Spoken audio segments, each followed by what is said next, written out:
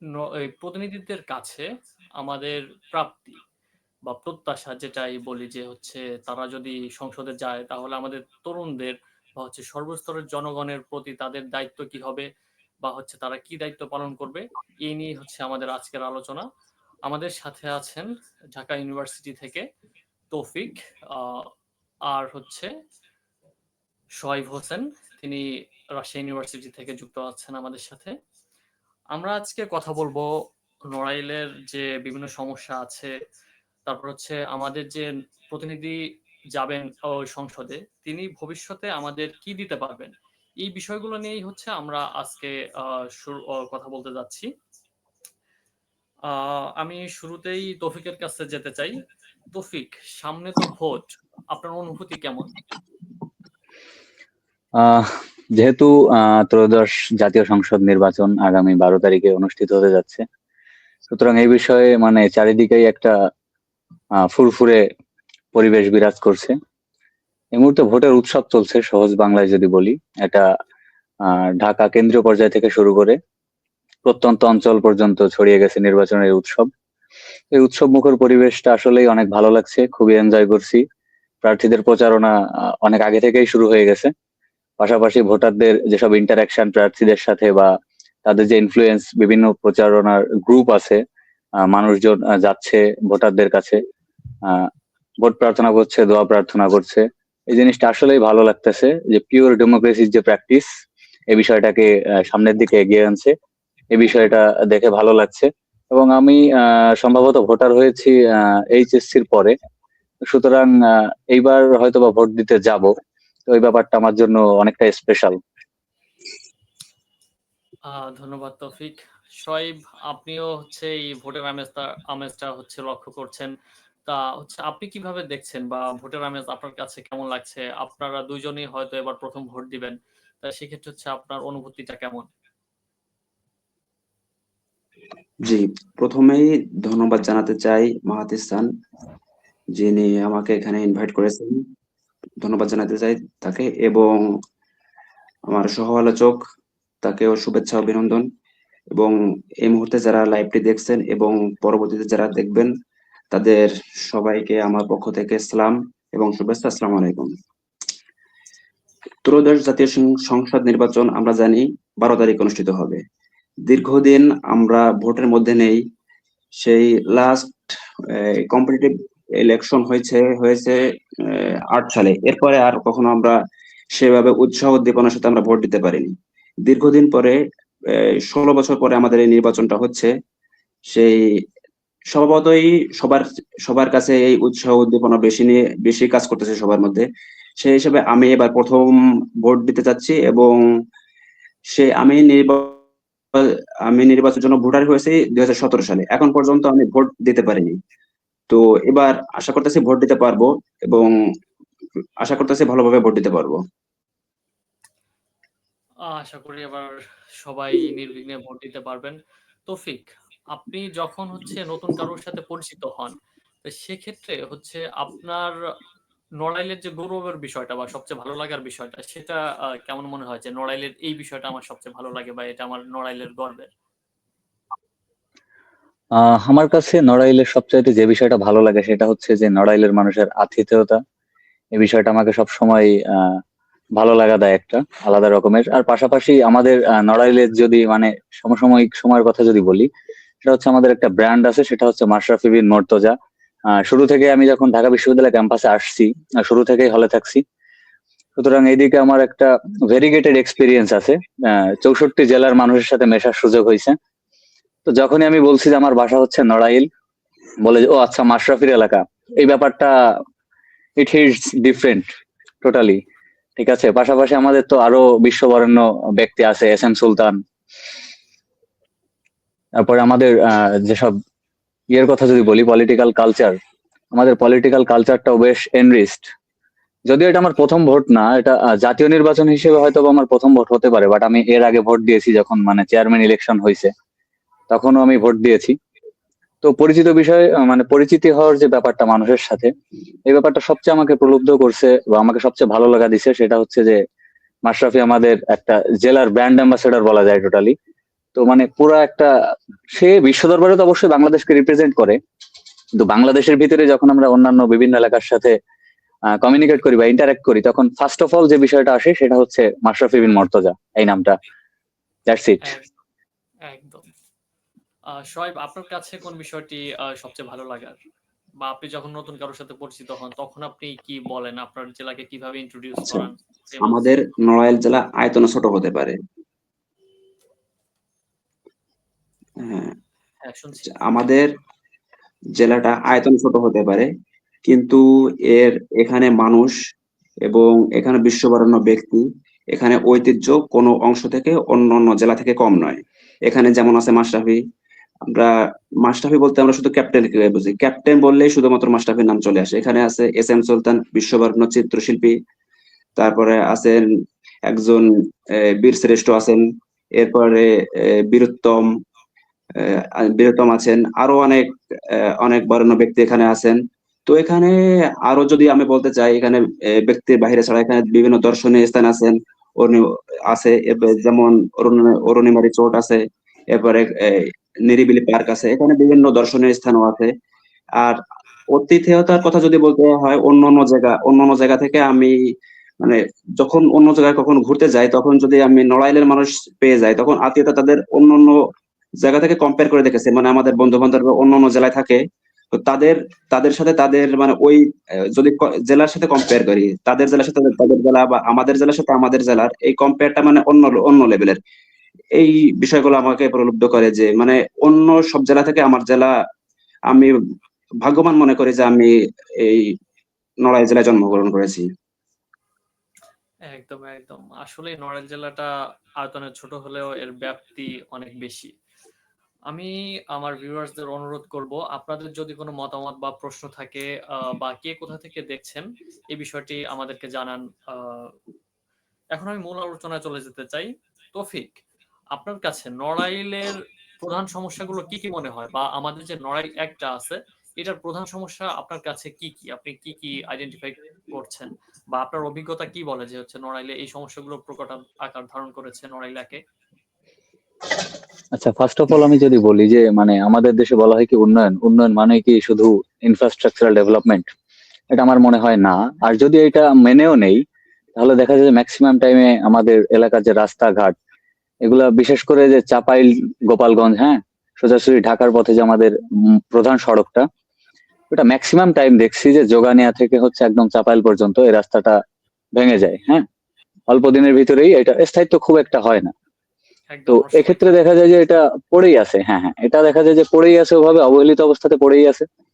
এটার দিকে মানে তাদের ম্যানিফেস্টোতে থাকতে পারে যে হ্যাঁ এটা হলে আমি উন্নয়ন করে দিব, এই করব সেই করব, অনেক ধরনের এজেন্ডাই তারা বলে, কিন্তু আলটিমেটলি এসে দেখা যায় কি যে ওটা ওইভাবে পড়েই আছে রাস্তাঘাট। পাশাপাশি আমি যদি যুব সমাজের কথা বলি, যখন আমি বাড়ি যাই তখন মানে এই বিষয়টা আমার খুবই খারাপ লাগে দেখে, যে আমাদের শৈশবটা কিন্তু এরকম ছিল না। এই মুহূর্তে দেখি যেসব ছোট ছোট ছেলে পেলে হাই স্কুল, প্রাইমারি এবং যারা কলেজ লেভেলেও পড়াশোনা করছে, এদের মেইনলি বিকালের যে সময়টা, এই সময়টা থাকার কথা ছিল খেলার মাঠে, খেলার মাঠে থাকার কথা ছিল। কিন্তু এই মুহূর্তে প্রযুক্তিগত যে উন্নয়ন হয়েছে, এই উন্নয়নটা একদিকে বলা যায় যে উন্নয়ন, আবার বলা যায় যে যুব সমাজের নৈতিক অবক্ষয়ের একটা প্রধান কারণ।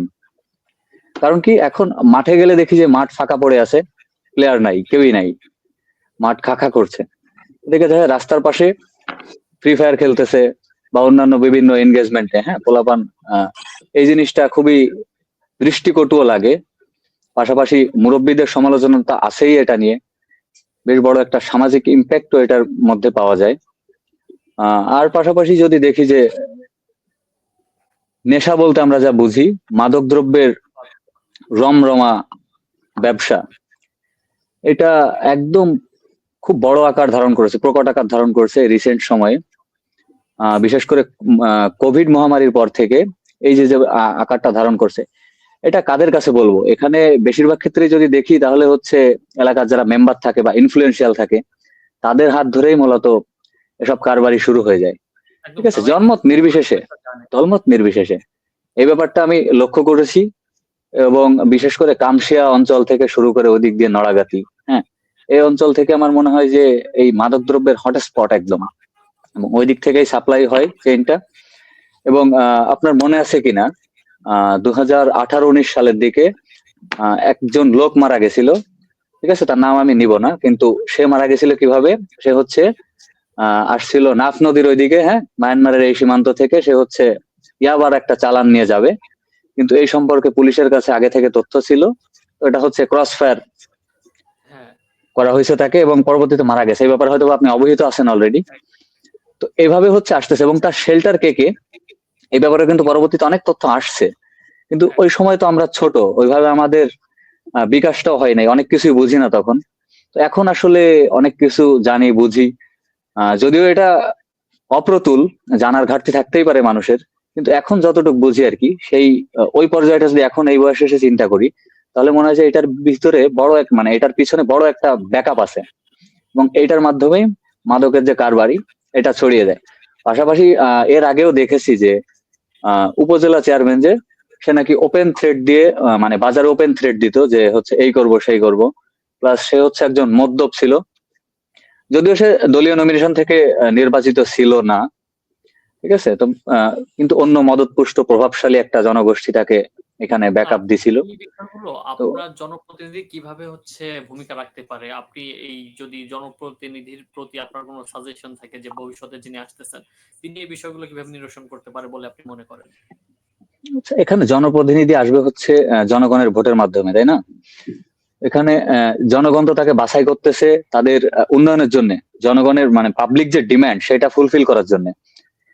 তো এখন তার পাশাপাশি কিন্তু সে যেহেতু যে কোনো একটা দল থেকেই ইলেকশন করতেছে, আমাদের নড়াইল এক আসনে এরকমটাই হবে হয়তো, বা যে কোনো দলের কোনো প্রার্থী স্বতন্ত্র আমি দেখি নাই, বা এইবারও হবে বলে আমার মনে হয় না, এটা সম্পূর্ণ আমার পার্সোনাল অপিনিয়নের ভিন্নতা থাকতেই পারে, বাট তাদের উপর আমি রেসপেক্ট রেখেই বলতে চাই, সেটা হচ্ছে যে যে দল থেকেই আসুক, পাবলিক ডিমান্ড ফুলফিলমেন্টের পাশাপাশি তার অনেক দায়িত্ব থাকে, কিন্তু দলের প্রতি কমিটেড থাকতে হয়, কারণ সে একটা দলের এজেন্ডা বাস্তবায়ন করতেছে পরিশেষে।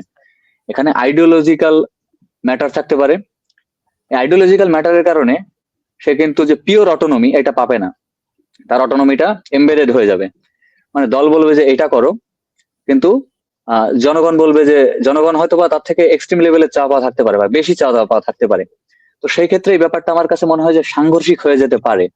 এখন আমাদের দলের এমন একটা চাওয়াটা আর লিডার হচ্ছে দরকার, জনগণের চাওয়াটা। হ্যাঁ হ্যাঁ হ্যাঁ, আমাদের এমন একটা লিডার দরকার এখানে, যে কিনা একই সাথে পলিটিক্যাল বিহেভিয়ার তার ভিতরে থাকতে হবে, এবং পাশাপাশি হারবার্ট সাইমনের একটা মডেল আছে যে অ্যাডমিনিস্ট্রেটিভ ম্যান, তার মানে তার এই প্রশাসনিক যে দক্ষতা, ডিসিশন মেকিং এর যে দক্ষতা, প্রম্পট ডিসিশন মেকিং, এটাও থাকতে হবে।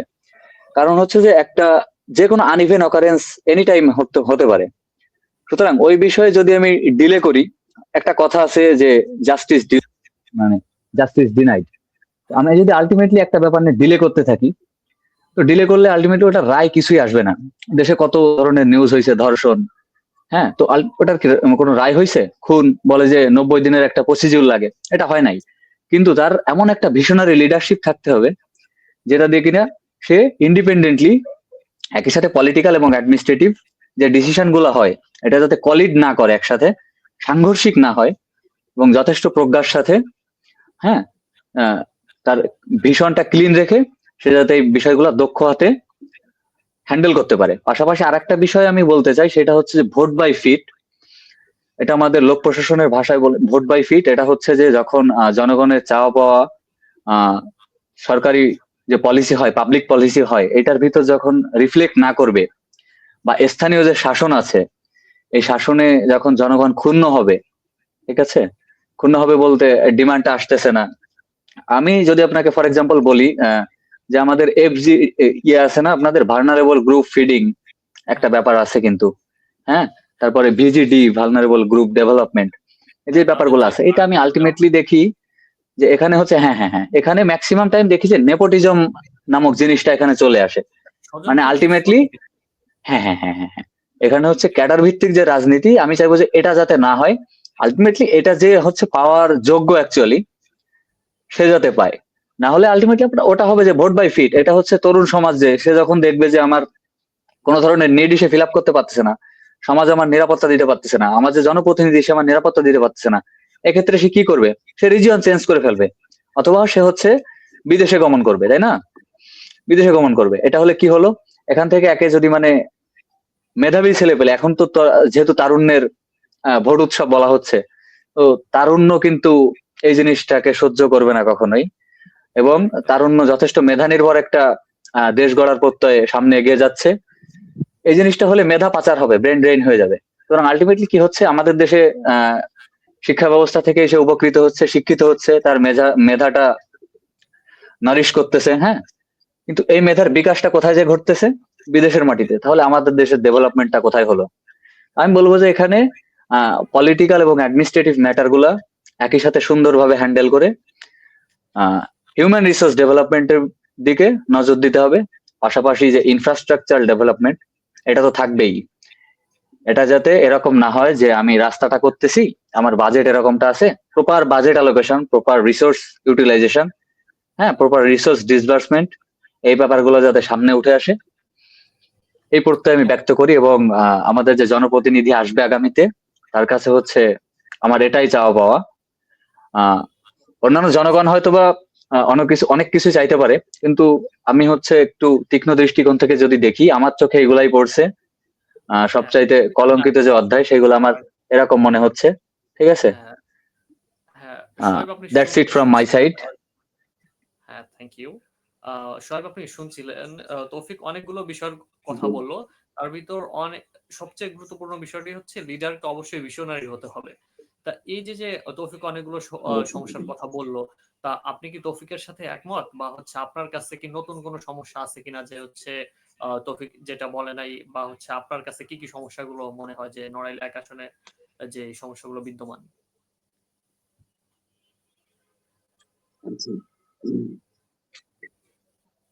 আচ্ছা, তৌফিক ভাই খুব সুন্দর করে আলোচনা করতেছিল, শুনতেছিলাম। তো মোটামুটি সবই চলে আসছে, এর মধ্যে কিছু বাইরে থেকে যায়। যে আরো যদি বলি, আমি এমন একটা সমাজ ব্যবস্থা কল্পনা করতে চাই, যে একটা গল্পের কথা মনে পড়ে, যে উটোপিয়া একটা গল্প লিখছিলেন স্যার থমাস মোর। এখানে তিনি এমন একটা সমাজ ব্যবস্থা কল্পনা করেছেন যেখানে আইন, সরকার এবং সমাজ ব্যবস্থা সুশৃঙ্খল ভাবে চলবে, যেখানে কোনো মারামারি থাকবে না, হানাহানি থাকবে না, মানে মোট কথা সমাজে সুশৃঙ্খল ভাবে সবাই বসবাস করবে। তো আমাদের এখানে সব থেকে বড় একটা সমস্যার মধ্যে দেখি যে, মানে আমাদের এখানে মনে হয় মারামারির পরিমাণটা একটু বেশি। মানে কিছুদিন পর পরে দেখা যায় যে কি হয়েছে, নড়াইল জেলায় একটা খুন হয়ে গেছে, কি হয়েছে, নড়াইল জেলায় মারামারি হয়েছে, কি হয়েছে, তুচ্ছ ঘটনা নিয়ে মারামারি হয়ে যায়। তো এটা একটা সমস্যা। তো অন্য অন্য জায়গা আমাদের জন্য এই নড়াইল জেলাতে একটা ব্যাড ইফেক্ট পড়ে এই মারামারির জন্য। এছাড়া অন্যান্য যে সমস্যাগুলোর কথা যদি বলতে চাই, যে এখানে আধুনিক শিক্ষার কিছু অভাব আছে। যে আমরা যদি কম্পেয়ার করি অন্য, যে আমার বিভিন্ন মানুষের সাথে মেশার অভিজ্ঞতা হয়েছে, ইউনিভার্সিটিতে, পাবলিক ইউনিভার্সিটিতে পড়ার সুবাদে বিভিন্ন মানুষের সাথে পড়ার অভিজ্ঞতা হয়েছে। তো তাদের সাথে আমাদের যে গ্রামের যদি কম্পেয়ার করি, একটা একটা পার্থক্য থেকে গেছে। পার্থক্য কেমন, যে আমরা ওখানের বাবা মাকে একটু বেশি সচেতন দেখি। যেমন একটা সন্তানকে তার মা কি করে, সকালবেলা তাকে খাওয়ায়, এরপরে স্কুলে নিয়ে যায়, বসে থাকে, যখন ক্লাস শেষ হয় এরপরে নিয়ে আসে। কিন্তু আমাদের এখানে দেখি, আমাদের জাস্ট স্কুলে ভর্তি করে দিয়ে আসছে, লেখাপড়া কি করতেছি না করতেছি আমাদের খোঁজ খবর অনেক অনেক বাবা মা রাখে, কিন্তু অনেক বাবা মা দেখে রাখে না। তো এটা একটা সমস্যা থেকে যাচ্ছে। ছেলে মেয়ে পড়া ঠিক মতো করতেছে কি করতেছে না, অনেক বাবা মা সঠিকভাবে খোঁজ খবর রাখতে পারতেছে না। আরো যদি আমাদের এখানে কিছু সমস্যার কথা বলি, স্বাস্থ্য সমস্যা এখানে থেকে গেছে, আধুনিক স্বাস্থ্য সমস্যা। আমাদের উপজেলায় যদিও একটা কমপ্লেক্স আছে, কিন্তু এখানে হচ্ছে আধুনিক শিক্ষার পর্যাপ্ত পরিমাণ ব্যবস্থা নেই। কোন একটা ঘটনা তুচ্ছ কারণে যদি এখানে যাওয়া হয়, তখন আমাদের রেফার করে দেয় খুলনা মেডিকেলে। কিন্তু এখানে মানে আমার মনে হয় যে এখানে যদি আরেকটু সুযোগ সুবিধা বৃদ্ধি করা যায়, তো এখানে আরো ভালো হয়। যেখানে আমি মানে গ্রামে এসে দেখেছি, মানে নৈতিকতার খুবই অবক্ষয় ঘটেছে। নৈতিকতা যেমন, এখানে যুব সমাজ ধ্বংস হয়ে যাচ্ছে জুয়া এবং মাদকের জন্য। এখানে আগে দেখতাম, আমাদের ছোটবেলায় দেখতাম যে মাঠে বিকালবেলা খেলাধুলা হয়। এখন বিকালবেলা দেখি যে ছেলে মেয়ে, ছোট ছেলেরা এখানে কি করতেছে, মোবাইল নিয়ে বসে আছে, কি করতেছে, জুয়া খেলতেছে বা ফ্রি ফায়ার খেলতেছে। এখানে তারা এই মাঠে না যাওয়ার কারণে বা এরা আধুনিক, মানে এরা আধুনিক থেকে মনে হচ্ছে বেশি আধুনিক হয়ে যাচ্ছে, যে এরা মনে হচ্ছে যে এরা জুয়া এবং নেশায় আসক্ত হয়ে গেছে, তার জন্য এরা পর্যাপ্ত পরিমাণে সুযোগ লেখাপড়া করতে পারতেছে না। এই আমার মনে হয় মোটামুটি সমস্যা। আপনি স্বাস্থ্য শিক্ষার কথা বলছিলেন যে আমাদের কালিয়া একটা স্বাস্থ্য কমপ্লেক্স থাকলেও সেখানে কিন্তু আসলে পর্যাপ্ত চিকিৎসা সেবা মানুষজন পায় না। আর আমাদের যে কমিউনিটি ক্লিনিক গুলো আছে এখানে হচ্ছে যে স্বাস্থ্যকর্মীগুলো আছে তারাও ভালোভাবে সেবা দেয় না। আরেকটা জিনিস হচ্ছে এই যে কমিউনিটি ক্লিনিক গুলো যেগুলো আছে এখানে কিন্তু যে ওষুধ থাকার কথা এগুলো কিন্তু থাকে না। অনেক সময় মানুষ অভিযোগ করে যে হচ্ছে পর্যাপ্ত এগুলো পরিমাণে কিন্তু ওষুধ নেই। হচ্ছে ব্ল্যাকে বিক্রি করে দেয়, এরকম একটা বিষয়। আসলে আমাদের চিকিৎসা আহ, যে সেক্টরটা আছে আমাদের নড়াইল এটা অবশ্যই উন্নত হওয়া দরকার। কারণ হচ্ছে আমাদের একটু সমস্যার কারণেই হচ্ছে কালিয়া যেতে হয়, আবার কালিয়ায় ওই সমস্যার সমাধান না হলে হচ্ছে অন্যান্য জায়গায় রেফার করে দেয়, আপনি যেমনটি বলছিলেন। তৌফিক, আপনি কি মনে করেন হচ্ছে আহ, দল দেখে ভোট দেওয়া উচিত নাকি হচ্ছে প্রার্থীর যোগ্যতা দেখে ভোট দেওয়া উচিত? আপনার কি মনে হয়? আহ এটা হচ্ছে পার্সন টু পার্সন ভ্যারি করে, কে কিভাবে দেখতেছে ব্যাপারটা। তো আমার কাছে পার্সোনালি মনে হয় যে প্রার্থীর ভীষণ লিডারশিপ কোয়ালিটি, হ্যাঁ, এডুকেশনাল কোয়ালিফিকেশন, বা সে মানুষের সাথে কতটুকু মিশতে পারতেছে, অভিযোজন ক্ষমতা, এগুলা দেখে হচ্ছে মূলত ভোটটা দেওয়া উচিত। একই দলের ভিতরে বিভিন্ন প্রার্থী থাকতে পারে, দেখতে পারেন যে আপনি একটা মার্কা নিয়ে দাঁড়াইছে একটা দল থেকে, একটা দলে প্যাট্রোনাইজ করতেছে সে, তো আরেকজন দেখা গেছে একই দলের, সে কোনো কারণে নমিনেশন থেকে ডেপ্রাইভড হয়েছে, সে পরবর্তীতে সেখানে দেখা গেছে স্বতন্ত্র প্রার্থী হিসেবে কম্পিট হ্যাঁ, করতেছে। সুতরাং যদি মনে হয় যে নমিনেশন যে পেয়েছে সে অ্যাকচুয়াল যোগ্য লোক, তো অবশ্যই তাকে ভোট দেওয়া উচিত। আর যদি মনে হয় যে না, যে নমিনেশন পায় নাই, বা অন্য যে কোনো দলের বা অন্য স্বতন্ত্র প্রার্থী যে আছে সে আরো বেশি কোয়ালিফাইড, সে আরো বেশি ক্যাপাবল, তো সেই ক্ষেত্রে তার দিকে মুভ করাটা আমার কাছে মনে হয় যে স্মার্ট। শোয়েব, এই ক্ষেত্রে আপনি কি মনে করেন যে হচ্ছে দল দেখে ভোট দেওয়া উচিত বা প্যানেল দেখে নাকি হচ্ছে প্রার্থীর যোগ্যতা দেখে? আচ্ছা, আমি এখানে তৌফিকের সাথে একটু ডিসএগ্রি করতে চাই। আমার মনে হয় এখানে দল দেখে ভোট দেওয়া উচিত। কারণ আমি, আমার যতটুকু অভিজ্ঞতা আমি ভুল হতে পারি, কিন্তু আমার যে অভিজ্ঞতা সেটা শেয়ার করি। আমি লাস্ট এখানে নির্বাচন 2008 সালে যেহেতু নির্বাচন ফ্রি ফায়ার এবং ইলেকশন হয়েছে, তখন এখানে দেখেছি মুক্তি স্বতন্ত্র থেকে নির্বাচন করেছিল। আমরা সবাই তাকে স্বতঃস্ফূর্তভাবে ভোট দেই, সে এমপি নির্বাচিত হয়। এরপরে কি করে, সে আওয়ামী লীগে যোগ দেয়। তার স্বতন্ত্রতা কিন্তু বজায় রাখতে পারে নাই। এরপরে আরো যদি উদাহরণ দেই, আমরা ব্যারিস্টার সুমনের কথা বলতে পারি। সে কি করছে, সে তো এমপি হওয়ার আগে অনেক ভালো কাজ করছে, তার প্রতি মানুষ আস্থা রাখছে। এরপরে কি করলো, সে আওয়ামী লীগে যোগ করলো।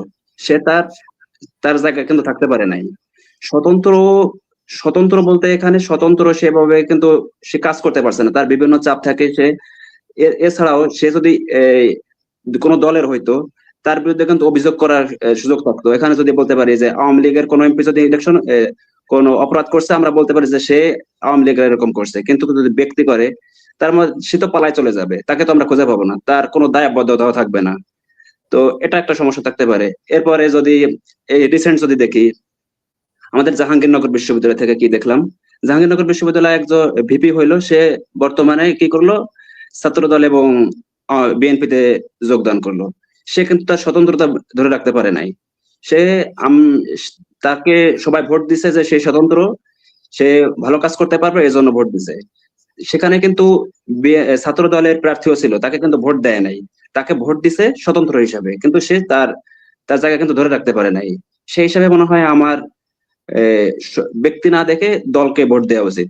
কারণ এখানে একটা জবাবদিহিতা থাকে যে আমরা একটা অভিযোগ জায়গায় জানানোর ক্ষমতা থাকে যে আমরা তাকে সে ভোটটা ভুল করছে, আমরা তার দল এরকম করে বা এই ধরনের একটা সুযোগ থাকে। কিন্তু স্বতন্ত্র এখানে এরকম থাকে না।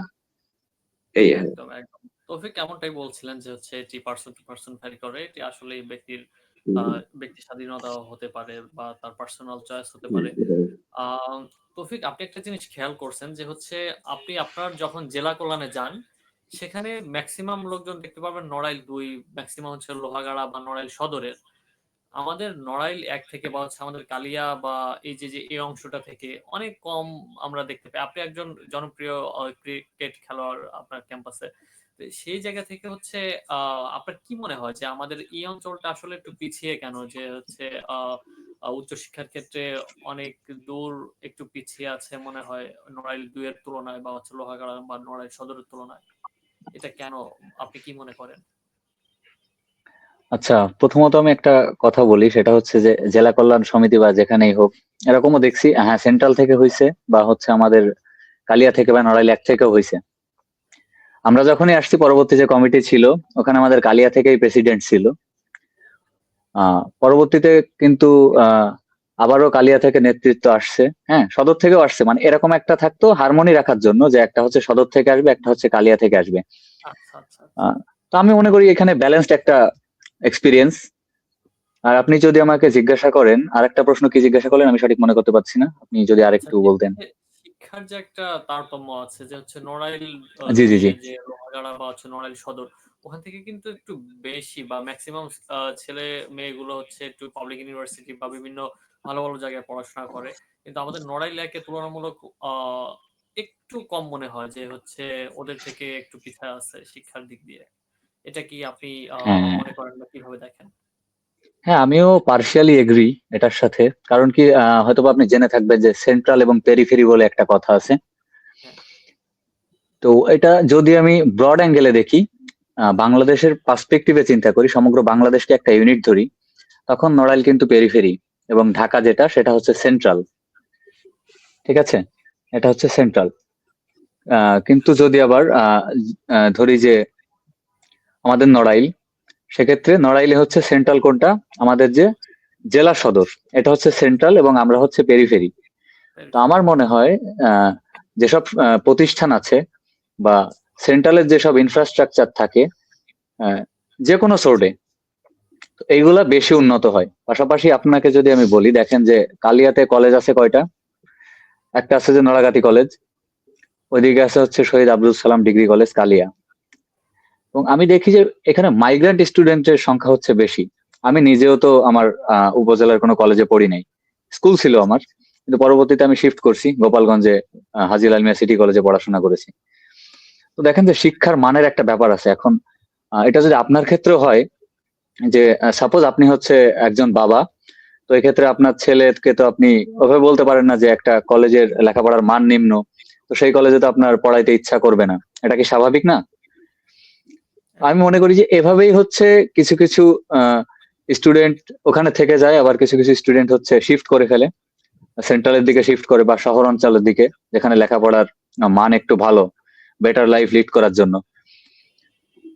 তো এক্ষেত্রে তারা হচ্ছে আমি মনে করি একটু অ্যাডভান্টেজ পায়, সেটা হচ্ছে তাদের ওখানে ভিক্টোরিয়া কলেজ আছে। পাশাপাশি ওই দিক থেকে মনে হয় খুলনার যে যাত্রা সেটা মনে হয় একটু সোজা। আমার কাছে মনে হয়েছে যে যতই হয়েছে মোটামুটি আমরা ভালোই চান্স পাইছি, কিন্তু রিসেন্টলি দেখা গেছে যে এই হারটা একটু কমে গেছে, সদর থেকে আসতেছে, ইয়ে একদম। থেকে আসতেছে না। হ্যাঁ, এরকম মনে হয়েছে আমার কাছে।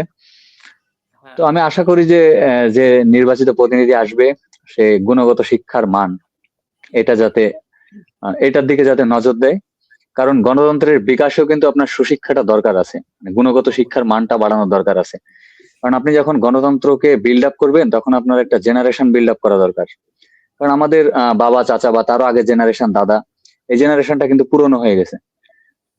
সুতরাং আমাদের এক্সিস্টিং যে রুলস লজ আছে, এগুলো বোঝার জন্য কিন্তু শিক্ষার কোনো বিকল্প নাই। আপনি যখন একটা জেনারেশনকে এভাবে প্রপার শিক্ষার মাধ্যমে বিল্ড আপ করবেন, হ্যাঁ, তখন তারা হচ্ছে এগুলো সম্পর্কে ওয়াকিবহাল হবে। এবং তাদের যে রুলস এর উপরে যাদের যে রেসপেক্ট, এটা আসবে, সরকারি নীতিমালার উপরে তাদের রেসপেক্ট আসবে। এক্ষেত্রে মনে করি কি যে আমি এটা গুণগত মান বিকাশে, শিক্ষার গুণগত মান বিকাশে সহায়ক ভূমিকা পালন করবে। আর আমাদের নড়াইলের কালিয়া, লোহাগড়া আর হচ্ছে সদর, তো সদরেরটা আলটিমেটলি ভালোই। আপনি যেটা বললেন এটার সাথে আমি এগ্রি করি। আমাদের কালিয়া থেকে যারা উঠে আসে তারা সম্পূর্ণ সেলফ স্ট্রাগলের মাধ্যমে উঠে আসে। একদম, একদম, একদম। কারণ হচ্ছে আমাদের হ্যাঁ, এখানে এটাই যে হচ্ছে।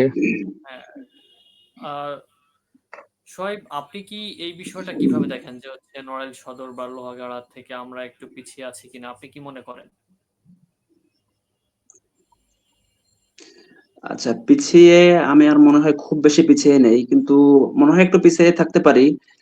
এই কারণটা হচ্ছে যে আমরা যারা সচেতন বাবা মা আছেন, তারা চায় যে তার ছেলে মেয়ে একটু শহরে পড়ুক। তারা মনে করে যে শহরে পড়াশোনা করলে ভালো হবে। আমাদের যেহেতু একটু উপজেলা, এবং যদি নড়াইল সদরের সাথে কম্পেয়ার করি, আমাদের একটু পিছিয়ে আছে। তো ভালো ছেলেমেয়েরা কিন্তু ওখানেই পড়াশোনা করতেছে, নড়াইল শহরে। তো আমাদের এখানে একটু পিছিয়ে থাকতেছে। তো সেই হিসাবে ওই সোহাইব, ভালো স্টুডেন্টরা ভালো কিন্তু ভালো ভালো ছেলেমেয়ে জায়গায় যেতে যেতে পারতেছে ভালো। এই ছেলেমেয়েগুলোকে হচ্ছে এলাকায় ধরে রাখার জন্য জনপ্রতিনিধি কিভাবে ভূমিকা রাখতে পারে, বা হচ্ছে স্কুলে কি কি মান উন্নয়ন করলে আপনি মনে করেন যে হচ্ছে এই ভালো ছেলেমেয়েগুলো হচ্ছে আমাদের স্থানীয় পর্যায়ে থেকে যাবে, তার শহরে যেতে হবে না বা স্থানান্তরিত হতে হবে না, মাইগ্রেন্টস হতে হবে না? আচ্ছা, আমাদের এখানে সংসদীয় আসন আছে দুইটা, নড়াইল 1 এবং নড়াইল 2। আমাদের এখানে নড়াইল 1 মূলত কালিয়া উপজেলা, এবং নড়াইল 2 নড়াইল শহর এবং আহ, লোহাগাড়া উপজেলার কিছু, লোহাগাড়া এবং নড়াইল সদরের কিছু অংশ। তো এখানে আমাদের যেহেতু এমপি ভিন্ন হচ্ছে, তাদের এমপি এবং আমাদের এমপি ভিন্ন হচ্ছে, তো আমাদের এখানে এমপির কাছে আমাদের চাওয়া পাওয়া ভিন্ন থাকবে। আমাদের এখানে এমপির কাছে চাওয়া গুণগত মান উন্নত করার জন্য আমাদের এখানে কিছু অবশ্যই কিছু চাওয়া থাকবে। এখানে কয়েকটা স্কুল আছে এখানে, কালিয়া উপজেলায় যে স্কুলগুলো আছে, এই স্কুলগুলোর মান বাড়াতে হবে অবশ্যই। আমাদের এই এমপির মাধ্যমে আমাদের এখানে তদারকির সিস্টেম করতে হবে যে এখানে ঠিকমতো পড়াশোনা হচ্ছে কি হচ্ছে না, তারা লেখাপড়া ঠিকমতো করছে কি করছে না, আমাদের শিক্ষক যারা আছেন তারা সঠিকভাবে পড়াচ্ছেন কি পড়াচ্ছেন না, তারা যদি তাদের যদি কোনো ল্যাকিংস থাকে, তাদের যদি যদি কোনো সমস্যা থাকে, তাদের এটা অবশ্যই কিভাবে ফুলফিল করা যায় সেটা অবশ্যই অবশ্যই দেখবেন। এবং স্টুডেন্টরা যারা ছাত্রছাত্রী যারা আছে এরা অবশ্যই যারা বাধ্যতামূলকভাবে স্কুলে যাচ্ছে কি যাচ্ছে না, পড়াশোনা করছে কি করছে না, তাদের জন্য এরকম তদারকির ব্যবস্থা করতে হবে। এবং গুণগত শিক্ষক যদি আনতে পারি, এখানে যারা ভালো শিক্ষক আছেন তাদের যদি আনতে পারি, তো আমার মনে হয় আমরা নড়াইল শহর থেকে আমরা এখানে কোনোভাবে পিছিয়ে থাকবো না। আচ্ছা তৌফিক, আসলে আমরা যদি একটু নড়াইলের দিকে তাকাই, সেক্ষেত্রে হচ্ছে বা নড়াইল এক আসনের দিকে, সমগ্র বাংলাদেশে একই চিত্র যে হচ্ছে কর্মসংস্থানের অভাব। তার মধ্যে নড়াইলে মনে হয় একটু বেশি কর্মসংস্থানের অভাব, আর তার মধ্যে নড়াইল একে মনে হয় তার থেকে একটু বেশি অভাব। আমাদের হচ্ছে যদি আমরা আশপাশে তাকাই যে ম্যাক্সিমাম এখন আহ, মানে হচ্ছে ওই ওই যারা শৈশব থেকে একটু কৈশোরে উঠতেছে তারাই হচ্ছে বিদেশ চলে যাচ্ছে, একদম ছোট ছোট বাচ্চা বাচ্চা পোলাপান হচ্ছে বিদেশ চলে যায়, বা হচ্ছে কাজের সন্ধানে ঢাকা আসতে হয় বা অন্য অন্য জায়গায় যেতে হয়। তা আমাদের এলাকায় যে কর্মসংস্থান সংকট আছে বা হচ্ছে কর্মসংস্থানের যে করার বিষয়টা, এটা একজন প্রতিনিধি কিভাবে হচ্ছে সমাধান করতে পারে বলে আপনি মনে করেন, বা আপনার দৃষ্টিতে কিভাবে দেখছেন যে এই কর্মসংস্থানের বিষয়টা কিভাবে একটু সমাধান করা যায়? আচ্ছা, ধন্যবাদ আপনাকে এই প্রশ্নটা করার জন্য। আপনি যেটা বললেন এটা আমি আসলে খুব ভালো করে এক্সপিরিয়েন্স করতেছি, যে উঠতি বয়সের ছেলেমেয়েরা হুট করে এই বিদেশে চলে যাচ্ছে। এটার কারণ কি? কর্মসংস্থানের অভাব। একটু আগেই হচ্ছে আমি আপনাকে এই জিনিসটা নিয়ে বলতেছিলাম যে ভোট বাই ফিট, তার মানে তারা হচ্ছে আলটিমেটলি নিরাপত্তাহীনতা। নিরাপত্তা বলতে তো জবের নিরাপত্তাও বোঝায়, মানে আমার যে ইনকাম হবে এটা নিরাপত্তাও বোঝায়, পেশার নিরাপত্তা। তো এটা না পেয়ে আলটিমেটলি চলে যাচ্ছে। তো দেখেন যে আমাদের বাংলাদেশের জনসংখ্যা কিন্তু আমাদের যে আয়তন সেটার তুলনায় অনেক বেশি। হ্যাঁ, তো এখানে আমাদের ছোটবেলা থেকে যেটা দেখে আসছি সেটা হচ্ছে যে মা বাবার টেন্ডেন্সিটাই থাকে যে ছেলে মেয়ে বড় হয়ে সরকারি চাকরি করবে, সেটা হচ্ছে একদম আর্মি পুলিশ এরকম একটা কিছু হবে। হ্যাঁ, সোজা বাংলা ভাষায় আমি মানে গ্রামের ভাষায় বলি, আর্মি পুলিশ ডিফেন্সের দিকে যাবে আর কি। তাদের ভাবনাটা এরকমই থাকে। তো আলটিমেটলি দেখা যায় কি, এটা হচ্ছে একটু বড় হওয়ার সাথে সাথে একটু বুঝতে শিখলেই তারা হচ্ছে বিপদগামী হয়ে যাচ্ছে। বাজারে রমরম আড্ডা দিচ্ছে, সিটির দোকানে বিশেষ করে। হ্যাঁ, বেশি রাত করে থাকতেছে। তো তারা আলটিমেটলি কিন্তু পড়াশোনার থেকে বিচ্যুত হয়ে গেছে এদিকটা থেকে। এখন যদিও এভাবে বাজারে আড্ডা জমে না, বাজার আড্ডা দেওয়ার লোকই খুঁজে পাওয়া যায় না, আর মানুষই নাই। মানুষই নাই। কারণ কি, ওই পপুলেশন গুলাই কিন্তু অলমোস্ট বিদেশে গমন করছে। আমরা যখন ছিলাম, আমরাও খেলা দেখছি। আমাকে ওরকম সন্ধ্যার পরে কখনো এলাও করতো না যে আমি বাসার বাইরে থাকি। তো আমি মানে যে যতটা দেখছি বিষয়টা এরকম থাকতো। সন্ধ্যার পর হ্যাঁ, আপনি তো তাদের ওরকম দেখতেই থাকতো হবে। তখন আমার। হ্যাঁ, তখন আমার এরকম আফসোস হতো যে না, আমাকে কেন আব্বু আম্মু এরকম দিচ্ছে না, আমি কেন খেলা দেখতে পারতেছি না, হ্যাঁ, বা বাইরে থাকতে পারতেছি না কেন, এটা খারাপ লাগতো তখন। পরবর্তীতে আলটিমেটলি বুঝলাম যে না, এটা দরকার আছে, পারিবারিক শাসন। তো আলটিমেটলি দেখেন, মোটা দাগে যদি কোনো জনপ্রতিনিধি এটার উদ্যোগও নেয়, আমি মনে করি কি এটা পারিবারিক শিক্ষা ছাড়া এটার কোনো বিকল্প নাই, পারিবারিক শিক্ষা ছাড়া এটার কোনো বিকল্প নাই আর কি। কারণ আপনার জীবনের একদম প্রথম এবং প্রধান শিক্ষা প্রতিষ্ঠান হচ্ছে পরিবার।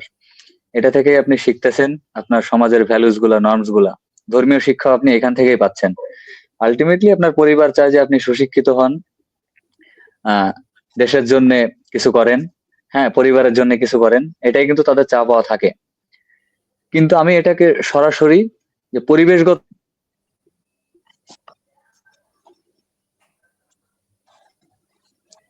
এখন আপনি যদি এখন আপনাকে উদাহরণ হিসেবে, আপনি হচ্ছে একজন জনপ্রতিনিধি, তো সেই হিসাবে আপনি যদি গুণগত শিক্ষার মান, বিশেষ করে প্রাথমিক শিক্ষা, এদিকটাতে যদি একটু গুরুত্ব দেন, পাশাপাশি মাধ্যমিক শিক্ষা এবং কলেজ পর্যায় পর্যন্ত, এই পর্যন্ত কিন্তু মানুষের আসলে জুভেনাইল স্টেজ, হ্যাঁ, প্রাইমারি এডুকেশন হচ্ছে ইনফ্যান্টাইল স্টেজ, মানে এই জায়গাটা যদি ভালোভাবে কারো টেক কেয়ার করা যায়, আমার বিশ্বাস সে সফল হবেই। হ্যাঁ, সে সফল হবেই। তো এখন গ্রামের ভিতরে আপনার ভিজিডি, তারপরে ভিজিএফ, এই এই যে যেসব প্রোগ্রাম আছে বা সরকারি যেসব প্রোগ্রাম আছে, এক্ষেত্রে যদি ওই জনগণকে, আমি বলি যে একজন জনপ্রতিনিধি কিন্তু 5 বছরের জন্য নির্বাচিত হবেন, সে এসে দেখা গেল কি যুব সমাজকে এই কাজে ইনভলভ করে দিল, কিন্তু 5 বছর পরে সে তো আর রিইলেক্টেড নাও হতে পারে, একদম তখন এদের কি হবে? তখন তো এদের হচ্ছে না কিছু, তাই না? তো একদম। তার হাতে আহামরি যে খুব একটা কিছু থাকে, এটা আমি বলবো না। বরং সে এটা করতে পারে যে আমার যে বেস, আমি বেসটার দিকে নজর দেবো, যাতে আমার পুরো বিল্ডিংটা ওকে হয়। ঠিক আছে, বিল্ডিং বলতে এখানে বোঝাচ্ছি যে আপনার মানব সম্পদ উন্নয়ন হবে, তখন দেখবেন যে কর্মসংস্থানের দিকেও মানুষ যাচ্ছে, ভালো ভালো কর্মসংস্থানের দিকে যাচ্ছে। আমি দেখছি এরকম একটা আমাদের আগের জেনারেশনে দেখছি, এখনো ঈদের সময় গেলে দেখি ঈদগায় এরকম আসে এসপি, ডিসি, হ্যাঁ, আবার সচিব পর্যায়ের অনেক মানুষজন আসে। তো এটা দেখে ভালো লাগে, ওটা দেখেই মূলত মানে স্বপ্ন বোনা শুরু হয়েছিল। এরপর একটা জেনারেশন গ্যাপ হয়ে গেছে, অনেকদিন যাবত এরকম এলাকা থেকে দেখি না যে কেউ হয়েছে এরকম বড় পর্যায়ে গেছে। তো লাস্ট টাইম মনে হয় হিমন ভাই আছে আমাদের বড়দিয়ার, তো আচ্ছা হিমন ভাইকে মনে হয় দেখছি যে লাস্ট টাইম সে হচ্ছে এএসপি তে জয়েন করছে। এটা আমাদের জন্য একটা গ্রেট মোটিভেশন। ইনশাআল্লাহ, ঠিক আশা আছে, করি আপনি তো পাবেন তৌফিক। হ্যাঁ, ইনশাল্লাহ। তো তাদের সময়টা আর এখনকার সময়টা তো এক না। আমাদের সময় কিন্তু এত প্রযুক্তির উন্নয়ন এটাও কিন্তু ছিল না। যখন আমরা ক্লাস 9-10-এ পড়ি, ওই সময় দেখছি হ্যাঁ স্মার্টফোন আসছে, স্মার্টফোনের proliferation তখন থেকেই শুরু হয়েছে, কিন্তু আমাদের হাতে কিন্তু ওইভাবে ছিল না। আমার অনেক বন্ধু বান্ধবের কাছে কিন্তু ফোন ছিল, ওইভাবে ছিল না আমাদের কাছে ফোন। কিন্তু এখন আপনি যদি দেখেন যে ক্লাস 5-এ পড়া একটা বাচ্চা বা ক্লাস 6-এ পড়া একটা বাচ্চা হাই স্কুল লেভেল থেকে কিন্তু সে ফোন অ্যাফোর্ড করতে পারতেছে। একদম। হ্যাঁ, এবং স্মার্টফোনের যে নেশা, এটা আমার ক্ষেত্রে কি বলবো, এটা অনেক বড় একটা নেশা। ঠিক আছে, এটা তো থেকে কাটা আমি ওঠা তো এখানে সহজ একটা না। বিষয় অ্যাড করতে চাই, সেটা হচ্ছে আমাদের যারা বর্তমানে বাবা মা আছে, তারা হচ্ছে তাদের একদম পিচ্চি পিচ্চি ছোট ছোট ছেলে মেয়েদের হচ্ছে তাদের কান্না থামানোর জন্য বা রাগ কমানোর জন্য তাদেরকে মোবাইল দিয়ে হচ্ছে বসায় রাখে, যে হচ্ছে তুই মোবাইল দেখ, তোর আর কিছু করা লাগবে না, বা বাবা অন্তত কান্দিস না, এরকম একটা ব্যবস্থা। হ্যাঁ, এটা হচ্ছে তার মানে একটা বিহেভিয়ারাল একটা প্যাটার্ন সেট করে দিল। মানে ওই ছেলে কিন্তু আলটিমেটলি বুঝতে পারতেছে আমি জিদ করলে এটা পাচ্ছি, হ্যাঁ, আমি জিদ করলে আমাকে ফোন দেখতে দিচ্ছে। তার মানে তার মাথায় সেট হয়ে গেল আমি যদি এটা জিদ করি তাহলে হচ্ছে আমার এটা আসবে। হ্যাঁ, তখন বড় হলে কি বলবে, একটু বড় হলে বলবে কি যে আমার কাছে বাইক কিনে দাও, আমার হ্যাঁ, হচ্ছে আমার বাইক। আইফোন লাগবে, এটা কিনে দাও। এরকম আমি অনেক অনেক ফ্যামিলি দেখছি যে তাদের অ্যাফোর্ডেবিলিটি নাই, কিন্তু ওই ছেলে মেয়ের চাপে পড়ে দেওয়া লাগছে, পরবর্তীতে কি হ্যাঁ, হয়েছে, নিঃস্ব জীবন যাপন করতেছে, এরকম দেখছি আমি। হ্যাঁ, এবং ওই ছেলে কি করছে, সব টাকা পয়সা নিয়ে জুয়া খেলছে যে এত টাকা আমাকে দিতেই হবে। তো আমি মনে করি কি এখানে জনপ্রতিনিধিদের জাস্ট এতটুকুই করার আছে যে নিয়মতান্ত্রিক তাদের যে রোল এটা প্লে করার ক্ষমতাটা আছে, কিন্তু আপনার যে অ্যাকচুয়াল রোল যেটা আপনি প্লে করবেন সেটা হচ্ছে আপনার ফ্যামিলি। আমি মনে করি কি যে প্রত্যেক সচেতন নাগরিক তার যে ফ্যামিলি আছে, এই ফ্যামিলির যেসব শিশু আছে বা উঠতি বয়সের ছেলে মেয়ে আছে, তাদের সাইকোলজিক্যাল ম্যাটার্স, হ্যাঁ, এবং এডুকেশনাল ম্যাটার্স সব দিক থেকে ব্যালেন্স করে যদি একটা এফোর্ট দিতে পারে বা শাসনের ভিতরে রাখতে পারে, শাসন বলতে আমি ওই অর্থে বোঝাচ্ছি না যে মারতে হবে এই সেই, হ্যাঁ, এই অর্থে বোঝাচ্ছি না, কিন্তু তাদের যদি বোঝানো হয় ছোটবেলা থেকেই, যদি একটা মাইন্ডসেট দেওয়া যায় তাদের, যে বাবা এটা করলে এটা হবে, এটা করলে এটা হবে, হ্যাঁ, ওই যে গাড়ি ঘোড়া চড়ে, মানে পড়ালেখা করে যে গাড়ি ঘোড়া চড়ে সে, এরকম একটা প্রবাদ আমরা শুনে শুনে বড় হয়েছি আর কি। একদম। এরকম কিছু করা যাইতে পারে, হ্যাঁ, পারিবারিক শিক্ষার মাধ্যমে তার মননশীলতার বিকাশ ঘটবে, মেধার বিকাশ ঘটবে। এটা যদি হয় তাহলে সে সাকসেসফুল হবেই। ধীরে ধীরে আমরা হ্যাঁ একটা শিক্ষিত জাতি পাবো, বা নড়াইল এক আসন কর্মসংস্থানে ভরপুর থাকবে হয়তো একদিন, আশা হ্যাঁ করি। হ্যাঁ হ্যাঁ হ্যাঁ হ্যাঁ হ্যাঁ, ইনশাল্লাহ। আমি এখন একটু শোয়েবের কাছে যেতে চাই। শোয়েব, এই কর্মসংস্থানের বিষয়টি আপনি কিভাবে দেখছেন? বা হচ্ছে বিএনপির যে ফ্যামিলি কার্ড, কিশোর কার্ড, এইগুলো হচ্ছে কিভাবে ভূমিকা রাখতে পারে? বা হচ্ছে আপনার জামাতের যদি কোনো কর্মসূচি থাকে, এইগুলো আপনি কিভাবে দেখছেন? আচ্ছা, এখানে হচ্ছে এখানে যেই প্রতিনিধি হন, জামাত হোক বা বিএনপি হোক বা চরমনাই হোক বা যেই হোক বা স্বতন্ত্র যেই হোক, আমাদের তার কাছে প্রত্যাশা থাকবে আমাদের এখান থেকে যে যুব সমাজ, এই যুব সমাজকে কিভাবে কাজে লাগানো যায়। এই যুব সমাজ যে বাহিরে যে চলে যাচ্ছে, যেটা বললেন যে বাহিরে চলে যাচ্ছে, কেন চলে যাচ্ছে, এটা তাদের আইডেন্টিফাই করতে হবে। আমাদের যে প্রতিশ্রুতিটা যারা দিয়েছেন, যে আমাদের যে ক্যান্ডিডেট যারা আছেন, এমপি ক্যান্ডিডেট যারা আছেন, এরা প্রতিশ্রুতি যদি যারা দিয়েছেন, এরা সবাই যদি তাদের এই প্রতিশ্রুতির মধ্যে মাধ্যমে যদি কাজ করে, তাহলে মনে হয় না আমার এখানে কোনো সমস্যা থাকবে। তো আমরা এর ইতিপূর্বে দেখেছি যে প্রতিশ্রুতি এবং এর নির্বাচিত হওয়ার পরে তার কাজকর্মে কোনো মিল থাকে না। সে মানুষের ভাগ্য পরিবর্তন না করে নিজের ভাগ্য পরিবর্তন করে। তো আমাদের এমন কাউকে বেছে নেওয়া উচিত হবে না যে মানুষের ভাগ্য পরিবর্তন করতে এসে নিজের ভাগ্যই পরিবর্তন করে ফেলে। এমন কাউকে আমাদের উচিত হবে না। আমাদের যে যে নির্বাচিত হবেন, তার কাছে আমাদের প্রত্যাশা থাকবে এই যুব সমাজকে কিভাবে কাজে লাগানো যায়। এই এরপরে এই যুব সমাজকে কিভাবে কারিগরি দক্ষতা সম্পন্ন করে তোলা যায়, এবং কিভাবে শুধু যে চাকরি করতে হবে এমন না, বিভিন্ন ব্যবসা বাণিজ্য আছে, বিভিন্ন হালাল ভাবে যে কাজ কর্মগুলো করা যায় সেভাবে তার উপযুক্ত ভাবে যদি পরিবেশ তৈরি করে দেওয়া যায়, আমার মনে হয় না এখান থেকে কেউ বাইরে চলে যাবে। আমাদের এখানে নড়াইল খুব সুন্দর একটা বসবাসের জন্য খুব উপযুক্ত একটা জায়গা। তো এখান থেকে আমাদের বাইরে চলে যাবে, কারণ বাইরে থেকে আরো এখানে মানুষ আসবে আমাদের এখানে কাজ করার জন্য। এখানে আরো যারা নির্বাচিত হবেন, তারা এখানে যে কৃষি প্রযুক্তি যারা আছে, আমাদের এখানে মূলত কৃষি নির্ভর।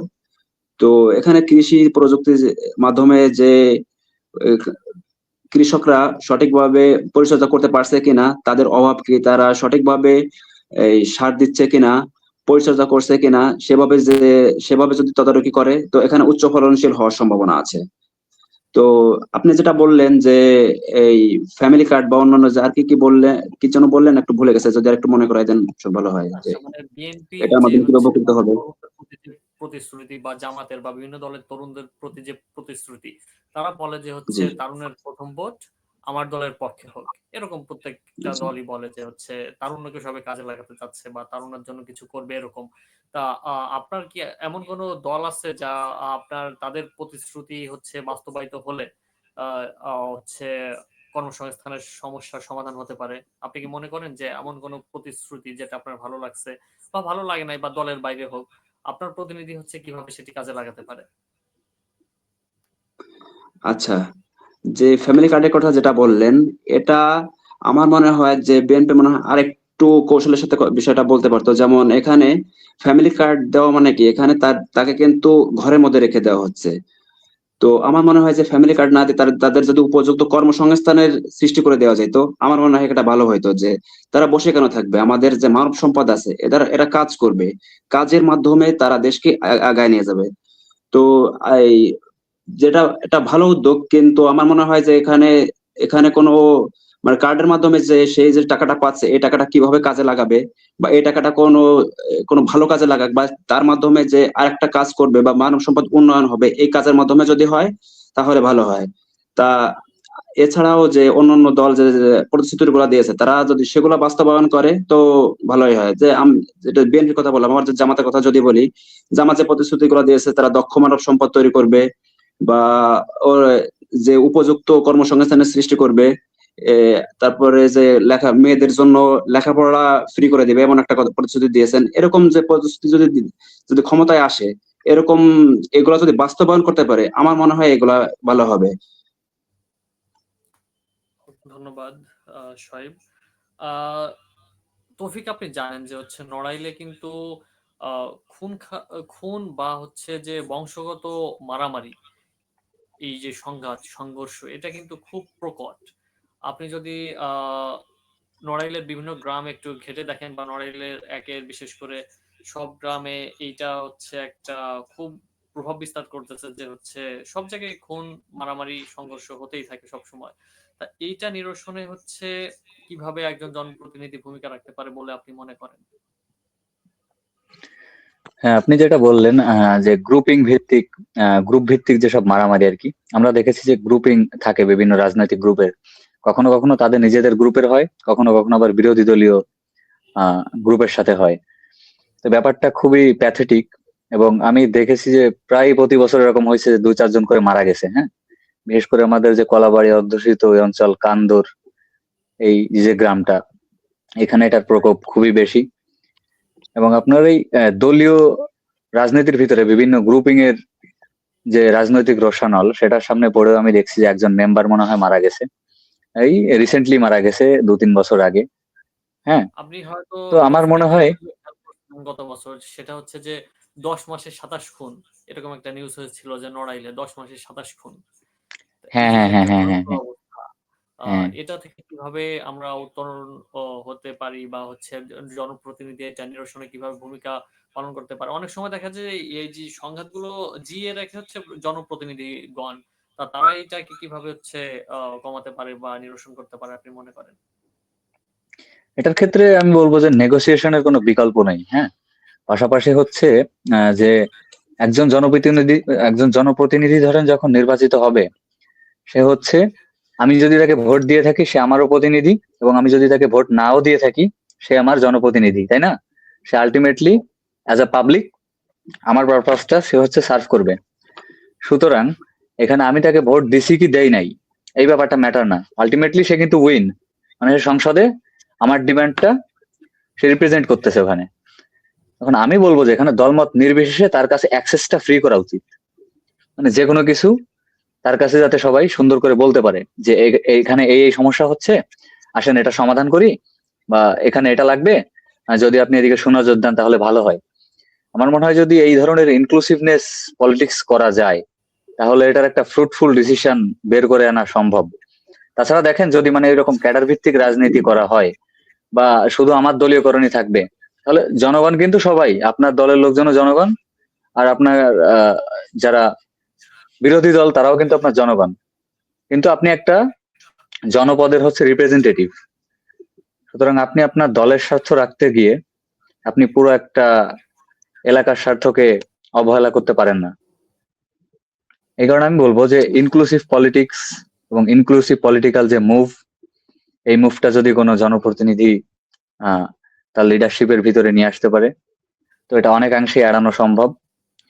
এবং বিরোধী দলকে অবশ্যই মানে ফ্রি অ্যাক্সেস দিতে হবে, তাদেরকে ওইভাবে যে আমি দমায় রাখবো এই চেষ্টা করলে হবে না। গণতন্ত্রের সৌন্দর্যই এখানে, মানে আমার যে বিরোধী দলীয় প্রার্থী থাকবে তার উপর আমার মিউচুয়াল রেসপেক্ট থাকবে, তার যাতে কোনো ক্ষতি না হয়, প্রপার নির্বাচনী যে পরিবেশ এনভায়রনমেন্ট সেটা বজায় রাখার জন্য আমার যা কিছু করা দরকার আমিও সেটা করব।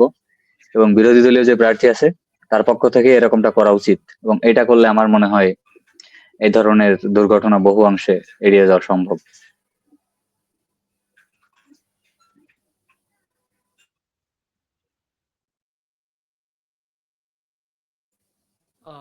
আমাদের হয়তো একটু বিভ্রাট হচ্ছে ইন্টারনেট সংযোগের কারণে।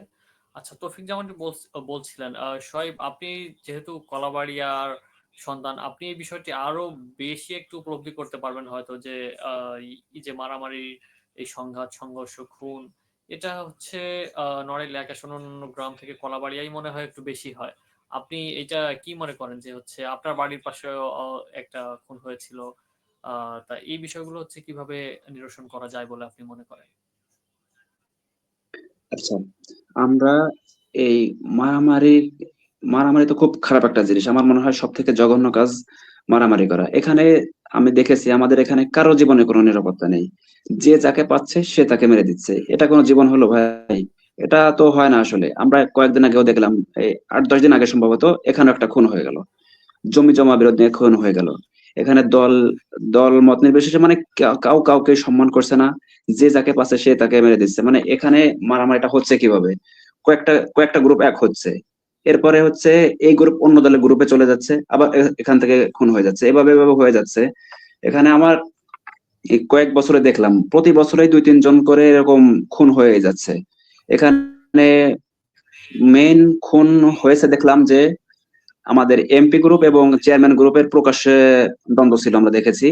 এমপি গ্রুপ এবং মানে কাউকে দেখতে পারে না।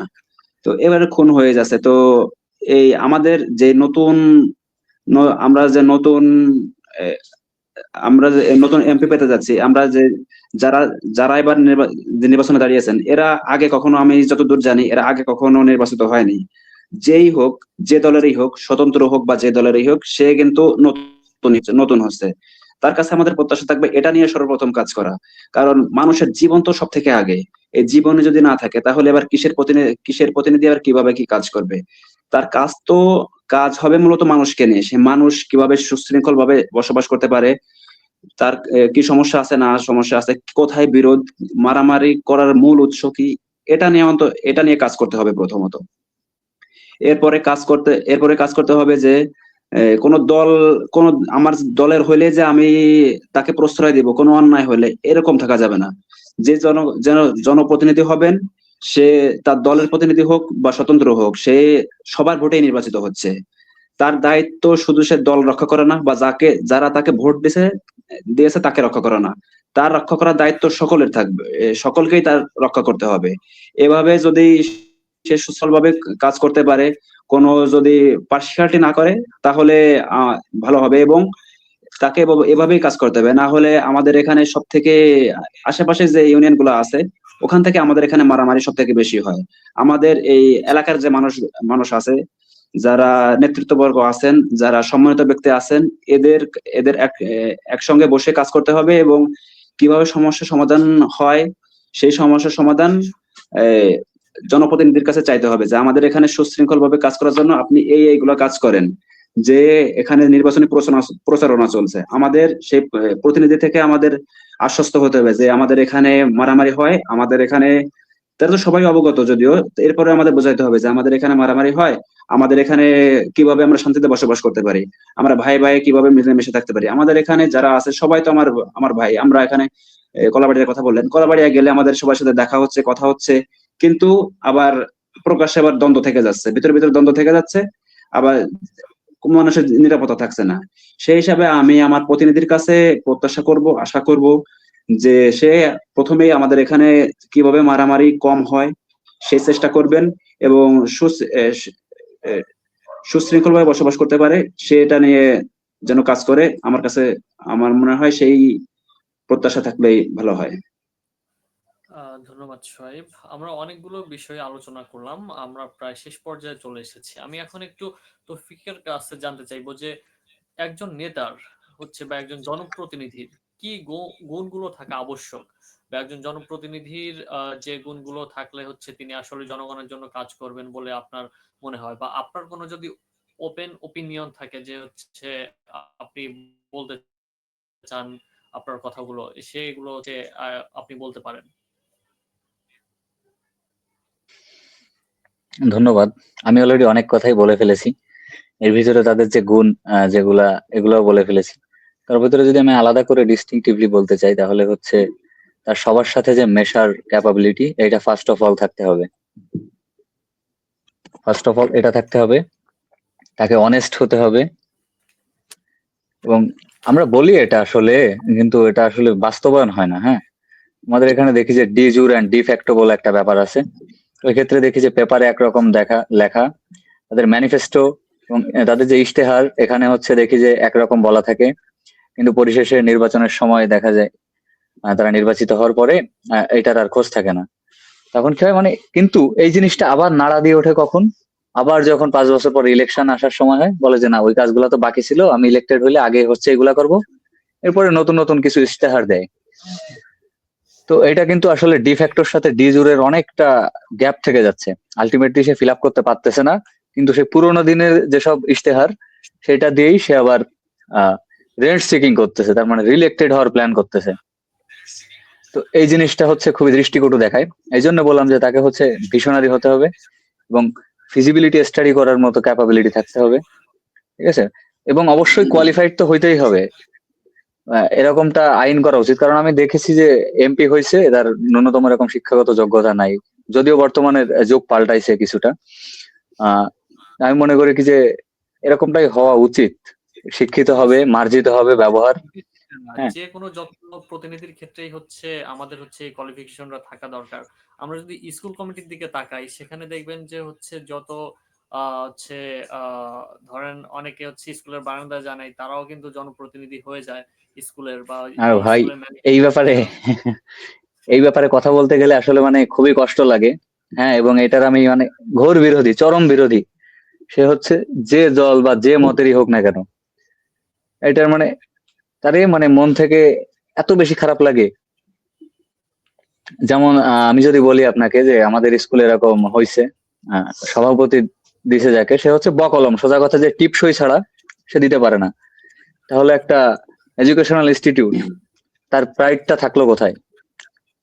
থাকলো কোথায়? একজন অশিক্ষিত লোক সে যদি যে সভাপতির চেয়ার অলংকৃত করে, একজন হেডমাস্টার যদি তার কথায় তটস্থ থাকতে হয়, তাহলে মানে হলোটা কি? শিক্ষার মর্যাদাটা কোথায় থাকলো? হারিয়ে গেল, তাই না? প্রায় স্কুলে এরকমটাই দেখা যায়, মানে গ্রামের যেসব স্কুল আছে আমাদের, প্রত্যেকটা জায়গায় এরকমই, প্রত্যেকটা জায়গায় এরকমই, মানে পাওয়ার এক্সারসাইজের ব্যাপারটা।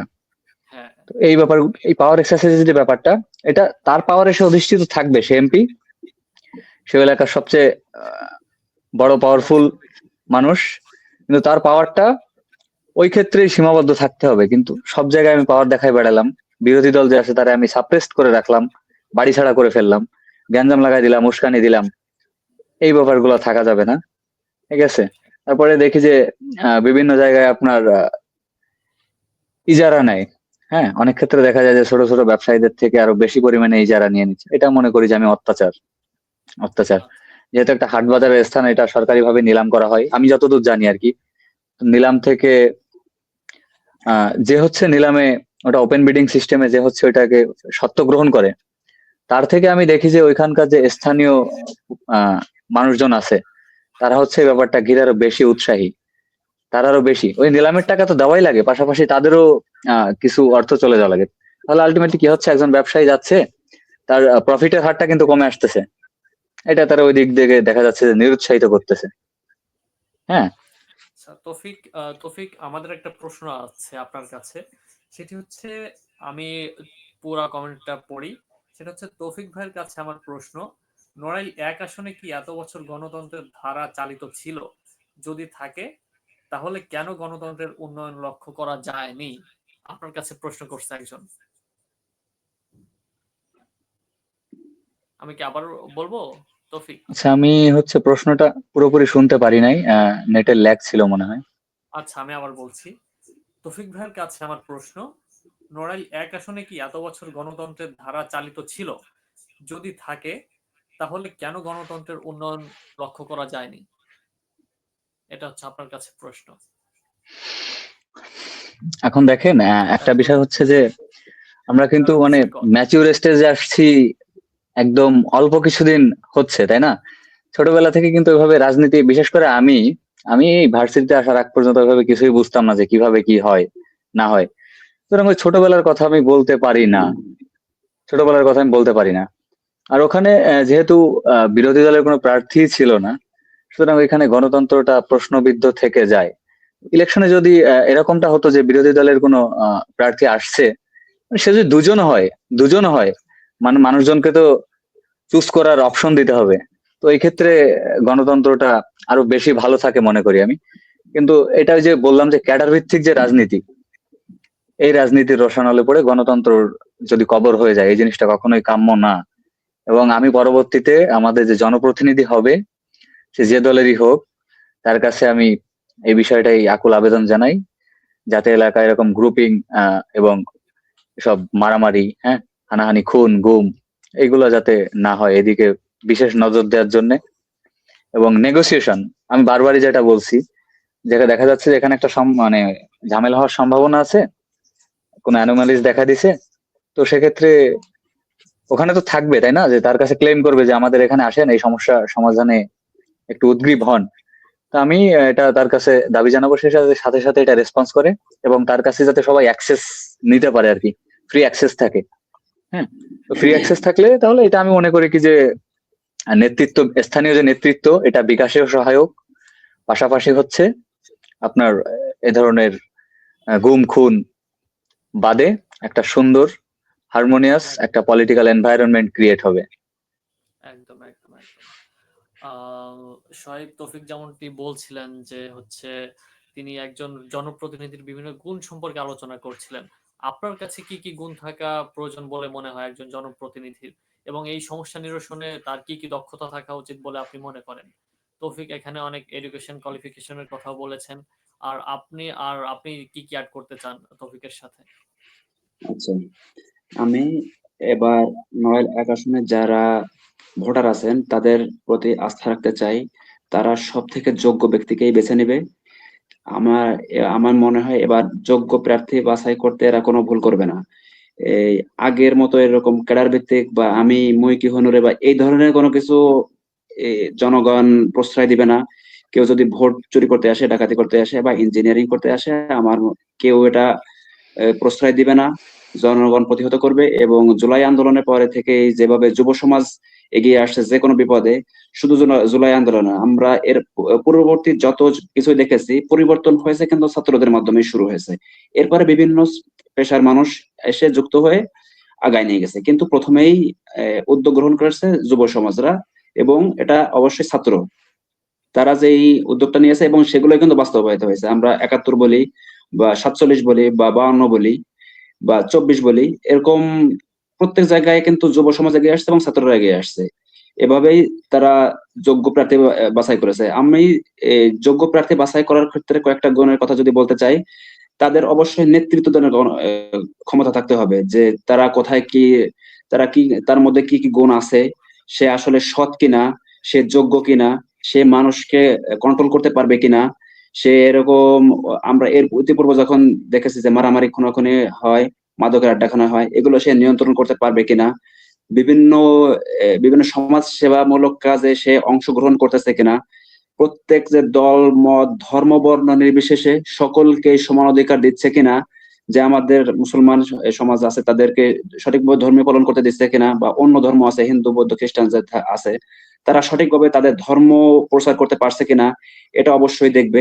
এবং সততার ক্ষেত্রে এবং নৈতিকতার ক্ষেত্রে কোনো কম্প্রোমাইজ, এখানে কোনো কম্প্রোমাইজ হবে না। যে যোগ- আহ, প্রার্থী বাছাইয়ের ক্ষেত্রে এই সততা এবং নৈতিকতা অবশ্যই থাকতে হবে।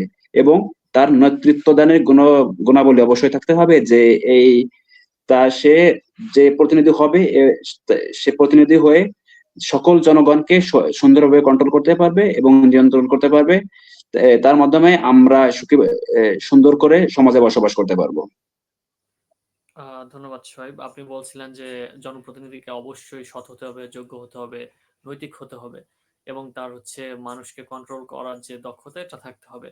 সোহাইব, আপনার কাছে একজন জানতে চেয়েছেন যে গণতন্ত্রের গল্প দিতে গিয়ে আমরা আমাদের শিক্ষা ব্যবস্থা ধ্বংস হতে দেখছি, তখন আমরা কেন পদক্ষেপ গ্রহণ করতে পারিনি? বিশেষ করে তিনি কলাবাড়ি স্কুলের কথাও বলছেন যে হচ্ছে এই গণতন্ত্রের গল্প দিতে গিয়ে আমাদের হচ্ছে যে শিক্ষা ব্যবস্থাটা ধ্বংস হচ্ছে, এ এইটার ব্যাপারে কোনো পদক্ষেপ আমরা নিতে পারিনি কেন? এইটা আপনি কি মনে করেন? তিনি হচ্ছে এখানে উদাহরণ দিয়েছেন কলাবাড়ি স্কুলের কথা। কেমন ধরনের উদাহরণ দিয়েছেন, মানে গণতন্ত্র মানে কোশ্চেনটা ভালো করে বুঝতে পারিনি, যদি আরেকবার একটু বলতেন। আচ্ছা, ওনার প্রশ্ন হচ্ছে যে গণতন্ত্রের গল্প দিতে গিয়ে আমরা যখন আমাদের শিক্ষা ব্যবস্থা ধ্বংস হতে দেখছি, আমরা কেন এই দেখার পরেও পদক্ষেপ গ্রহণ করতে পারছি না? তিনি উদাহরণ এখানে গলাবাড়িয়া স্কুলের কথা দিয়েছেন, যে হচ্ছে কলাবাড়িয়া স্কুল যে ধ্বংস হয়েছে এরকম আর কি। আচ্ছা, আর হচ্ছে আরেকটা প্রশ্ন, সারা গণতন্ত্র বাংলাদেশের রাজনীতি থেকে আমাদের কলাবাড়িয়ার রাজনীতি কি আলাদা? তা আপনি হচ্ছে শোয়েব প্রথম প্রশ্নের উত্তরটাই দেন, যে হচ্ছে আমাদের শিক্ষা ব্যবস্থা ধ্বংস হয়ে যাচ্ছে গণতন্ত্রের কথা বলতে বলতে, বিশেষ করে কলাবাড়িয়ার কথা তিনি উল্লেখ করেছেন। আপনি এখানে সমগ্র নড়াইল ১ আসন বা নড়াইলের কথাই বলবেন। আচ্ছা, শিক্ষা প্রতিষ্ঠান ধ্বংস হওয়ার পেছনে শুধু গণতন্ত্রই শুধুমাত্র দায়ী না, দায়ী করতে চাই না আমি। গণতন্ত্র একটা পার্ট হইতে পারে।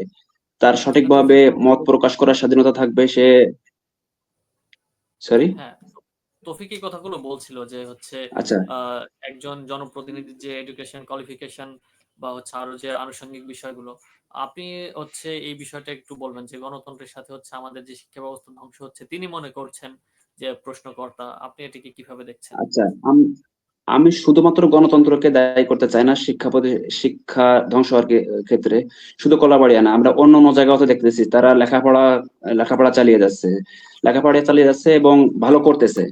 যে আমরা ভালো করতেছি না, এটা আমাদের ব্যর্থতা। গণতন্ত্র থাক বা না থাক, সে লেখাপড়া মানে ছাত্ররা তো শুধু লেখাপড়া করবে, সে তো এরকম মানে প্রায় আপনি যেটা বললেন কলাবাড়িয়া স্কুলের কথা, কলাবাড়িয়া স্কুল তো হাই স্কুল, এখানে তার রাজনীতি মানে এখানে কয় বছর 14, 15, 16, 17 বছরের ছেলেমেয়েরা এখানে লেখাপড়া করে, এখানে তো তারা গণতন্ত্র এভাবে আমার মনে হয় না এত চর্চা করার দরকারও আছে। অন্যান্য জায়গায় লেখাপড়া তো করে যাচ্ছে, তারা সুন্দর করে লেখাপড়া করতেছে। গণতন্ত্র একটা পার্ট হইতে পারে যে সে সঠিকভাবে গণতন্ত্রের কথা বলে যে ধ্বংস হয়ে যাচ্ছে, যে এর আগের যদি বলি আওয়ামী লীগের আমলে যে সঠিকভাবে পরিচালনা করে নাই স্কুলটাকে, এটা একটা কারণ হতে পারে, কিন্তু একমাত্র কারণ আমি বলতে চাই না এটাকে। ওকে, ধন্যবাদ। আশা করি আমাদের প্রশ্নকর্তা উত্তর পেয়েছেন। তৌফিক, আপনার কাছে একটি প্রশ্ন আছে। আচ্ছা, দ্বিতীয় দ্বিতীয় মনে হয় আরেকটা কোশ্চেন ছিল। আপনার হ্যাঁ, কাছে প্রশ্ন দ্বিতীয় আরেকটা করছিলেন। কোশ্চেন মনে হয় ছিল। তৌফিক ভাইয়ের কাছে আমার প্রশ্ন, নড়াইল ১ আসনের মানুষ কি তার বাক স্বাধীনতা এখন ফিরে পেয়েছে? এটা তার ১ নাম্বার প্রশ্ন। এবং দ্বিতীয় প্রশ্ন হচ্ছে, গণভোটে প্রস্তাবিত বিষয়গুলো কি কি? আমি বাইশুনা স্কুলের একজন ছাত্র বলছি। আপনাকে প্রথম প্রশ্নটা আমি আবার একটু বলি, নড়াইল ১ আসনের মানুষ কি তার বাক স্বাধীনতা এখনো ফিরে পেয়েছে? পেয়েছে কিনা এটার তিনি জানতে চেয়েছেন। আপনার কি মনে হয়? আই ডোন্ট থিংক সো যে এখনো পর্যন্ত বাক স্বাধীনতা নামক যে ব্যাপার, এটা এখন সোনার হরিণের মতো আর কি। কোথায় কি বললাম এটাকে কোট করে নিয়ে কখন কি করে ফেলে, এটা হচ্ছে একটা বড় ব্যাপার। একদম। ঠিক আছে। আচ্ছা, তার দ্বিতীয় প্রশ্নটি হচ্ছে, গণভোটের প্রস্তাবিত বিষয়গুলো কি কি? আমি ২২, আচ্ছা, গণভোটের বিষয়ে তিনি জানতে চেয়েছেন। আচ্ছা, আমি হচ্ছে গণভোটের বিষয়টা স্কিপ করতে চাই। এই ব্যাপার নিয়ে অনেক ডিবেটেবল ব্যাপার আছে, এই ব্যাপার নিয়ে হচ্ছে আচ্ছা, আমি কথা আমি বলতে আমি আমি ইচ্ছুক না। বিষয়টা যদি শোয়েব কিছু বলতে চান, শোয়েব কিছু বলবেন গণভোটের বিষয়ে? আচ্ছা, গণভোট বিষয়ে, হ্যাঁ গণভোট বিষয়ে বলতে চাই। গণভোট বিষয়ে বলতে চাই কারণ এটা অবশ্যই হ্যাঁ এর পক্ষে থাকা উচিত আমাদের সকলকে, আপনি কেন মনে করেন দলমত। এটা হ্যাঁ পক্ষে থাকা উচিত? আচ্ছা, আমরা এই জুলাই অভ্যুত্থানটা করলাম কেন? পরিবর্তন করার জন্য। এই যে যে সংস্কার গুলো আসছে গণভোটের মাধ্যমে, সংস্কার গুলো তো মূলত পরিবর্তন। এই পরিবর্তন তো আমরা চাই, তাই না? যে আমরা যদি পরিবর্তনটা না চাই তাহলে আমাদের আওয়ামী লীগ থাকতে সমস্যা কোথায় ছিল? তো আমরা তো পরিবর্তন চাই, তার জন্যই গণভোট গুলা আনা। বিভিন্ন সংস্কার কিভাবে, গণভোট গুলা কি? গণভোট গুলা হচ্ছে যে আমরা যে পরিবর্তন গুলা করতে চাই, এগুলা জনগণ কি চায় কি চায় না। যদি চায় তার জন্য হচ্ছে গণভোট হ্যাঁ হ্যাঁ এর পক্ষে দিবে। আমরা তো অবশ্যই গণভোট, আমরা তো পরিবর্তন চাই। যে আগের মতো যেরকম ক্যাডার ভিত্তিক যে এরকম নির্বাচন ছিল না, গণতন্ত্র ছিল না, মানুষের অধিকার ছিল না, মানুষের কথা বলার অধিকার ছিল না। মানে যার যে একজন এমপি প্রার্থী হয় তার কাছে, এমপি হইতো তার কাছে যে সবাই এরকম একটা চাউলের কার্ড লাগবে, একটা বয়স্ক ভাতা লাগবে, একটা দরিদ্র ভাতা লাগবে, তার কাছে যে হইতো হইতো মানে একটা ক্ষমতা এককেন্দ্রিক হয়ে গেছিল। আমরা তো পরিবর্তন চাই, তার জন্য এই জুলাই অভ্যুত্থানটা করেছি। এই পরিবর্তন যে আমরা করতে চাই তার জন্য এই হ্যাঁ ভোটটা, এই হ্যাঁ ভোটে আমাদের সবারই মনে হয় আমাদের পক্ষে হ্যাঁ এর পক্ষে থাকা উচিত। কারণ আমরা তো সংস্কার চাই, সংস্কারের জন্যই তো এরকম জুলাই অভ্যুত্থান করলাম, তাই না? এটাই। আচ্ছা, শোয়েব, আপনি যখন হ্যাঁ না ভোটের কথা টানলেন, আমি এখানে একটু অ্যাড করতে চাই। সেখানে হচ্ছে ধরেন আচ্ছা, দোদুল্যমানে অনেক গুলো বিষয় আছে যেখানে হচ্ছে অনেকের পক্ষে হচ্ছে কিছু বিষয়ে হ্যাঁ পক্ষে যাচ্ছে, অনেকের হচ্ছে নার পক্ষে যাচ্ছে। তা সে কি করবে? সে হ্যাঁতে ভোট দিবে নাকি নাতে ভোট দিবে? আপনি কি মনে করেন? অনেকেরই এরকম হচ্ছে। আচ্ছা, এটা তো পার্সন টু পার্সন ভ্যারি করবে। কেউ যদি পরিবর্তন চায় সে হ্যাঁ এর পক্ষে দিবে, কেউ যদি পরিবর্তন না চায় সে না এর পক্ষে দিবে। এটা তো বাধ্যতামূলক না যে তাকে হ্যাঁ এর পক্ষে দিতেই হবে। সেখানে তো অপশন দুটো রাখা হয়েছে। কেউ যদি পরিবর্তন না চায়, অনেকে তো ভোট দিতেই যাবে না। সে অনেকে অলসতা থাকে যে আমি ভোট কি হইলে হইলে হোক, না হইলে না হোক, তার কোনো সমাজ নিয়ে তার কোনো মাথা ব্যথা নেই, দেশ নিয়ে তার কোনো মাথা ব্যথা নেই। সে তো আই ডোন্ট কেয়ার, এরকম দেশ কি হয় না হয়, মানে আমি খাইতে পারলে হইলো, এরকম একটা বিষয় থেকে যায়। তো এরকম যে কারো ইচ্ছা হইলে হাতে দিবে, কারো ইচ্ছা হইলে নাতে দিবে। তবে আমার মনে হয় যে সংস্কারের পক্ষে থাকা উচিত এবং সংস্কার করা উচিত। ওকে, ধন্যবাদ। আসলে আমরা আমাদের নড়াইল একের বা সমগ্র বাংলাদেশের জনপ্রতিনিধির কথা আলোচনা করতেছিলাম যে হচ্ছে তার কি কি গুণগুলো থাকা উচিত বা তিনি হচ্ছে তার এলাকার জন্য কি করবেন। আসলে একটা জনপ্রতিনিধিকে অবশ্যই সৎ হতে হবে, যোগ্য হতে হবে, তাকে নৈতিক হতে হবে এবং সর্বোপরি তাকে হচ্ছে জনসাধারণের কাতারে এসে দাঁড়াতে হবে যেন তিনি জনগণের সাথে চলতে পারেন। এখন অনেক সময় দেখা যায় হচ্ছে তিনি একটা এলাকার হচ্ছে প্রতিনিধি কিন্তু তিনি থাকেন ঢাকা অথবা বিদেশ, ম্যাক্সিমাম সময় এটা দেখা যায় তার জনসম্পৃক্ততা থাকে না। তো এই বিষয়গুলো আশা করি একজন জনপ্রতিনিধি বা হচ্ছে আমাদের নড়াইল একে যিনি থাকবেন তিনি অবশ্যই হচ্ছে এই বিষয়গুলো একটু দেখবেন। তা আপনাদের দুইজনকে আমি অসংখ্য ধন্যবাদ জানাচ্ছি যে আপনার মূল্যবান সময় এখানে ব্যয় করেছেন এবং আমাদের যে নড়াইল একের জনগণ আছে বা জনপ্রতিনিধি আছে তাদের জন্য কিছু আপনাদের মতামত ব্যক্ত করলেন। আশা করি তারা হচ্ছে এগুলো শুনবে, ভবিষ্যতে তাদের হচ্ছে এগুলো হয়তো কাজে লাগবে। আম আমাদের সময় প্রায় শেষ। আমি আপনাদের দুজনকে আবারও ধন্যবাদ জানাচ্ছি। আমি আ এখন বিদায় নিতে চাচ্ছি। আ সবাইকে আসসালামু আলাইকুম। ভালো থাকবেন, সুস্থ থাকবেন। ওয়ালাইকুম ওয়ালাইকুম আসসালাম, আসসালাম। আপনাকে অনেক ধন্যবাদ। বলার থাকে তাহলে আপনাকে আপনারা অনেক বলতে পারেন। আচ্ছা, আপনাকে অনেক ধন্যবাদ এমন একটা প্ল্যাটফর্মে এসে কথা বলতে সুযোগ করে দেওয়ার জন্য। আপনাকে অনেক ধন্যবাদ। ধন্যবাদ। আ